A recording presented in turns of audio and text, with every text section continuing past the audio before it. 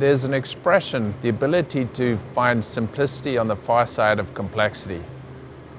And in some ways this is an extremely complex business, and in some ways it's quite a simple one. And Barry always found that he was able to see the simplicity of it, sort of say, this is what we need to do, and this is how we need to get there.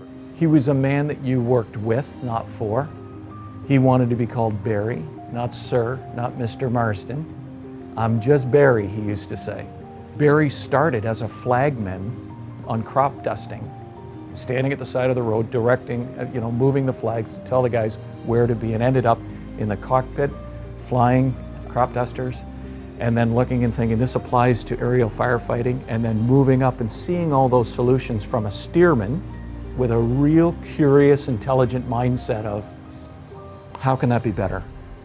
Barry's legacy is profound. It's really, internationally, he's one of the sort of pioneers of aerial firefighting. When we were founded, in 1969, we had 35 employees and 19 aircraft. But we were poised to grow. We were hungry to grow. They started with one aircraft, a Stearman, and they put a tank on it, and they flew that. And basically, they started inventing solutions to be able to drop retardant, the red stuff, to be able to stop the fires and give the firefighters on the ground time. Something that Barry valued deeply was smart engineering. He would say, we have to invent our own solutions. No one's coming to help us, so let's get on it. Barry was a leader, he was an innovator, he was a pioneer, and but it was understanding what was needed and then how to get there. That was really important. Barry cultivated relationships with our customers that lasted.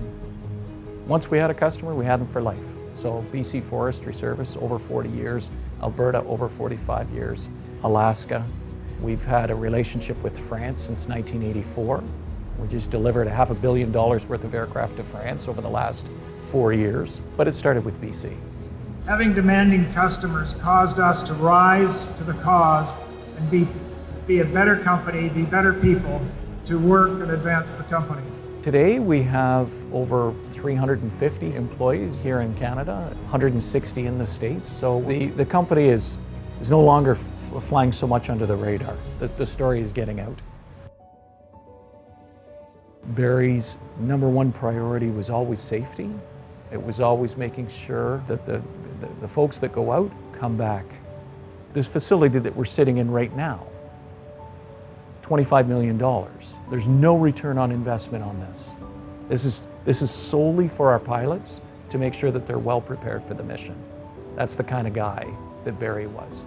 Barry was sometimes a difficult taskmaster, but when you had his trust, you really knew that he had your back. And I always appreciate that about working with Barry. The truth is, Barry never built a business that was going to be from one season to the next.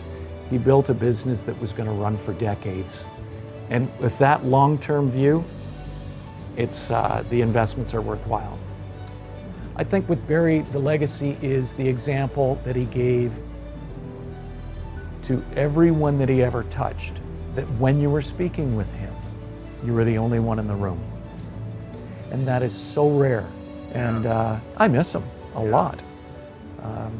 The business got kind of flat after he left, so we're just trying to create some of that fun again.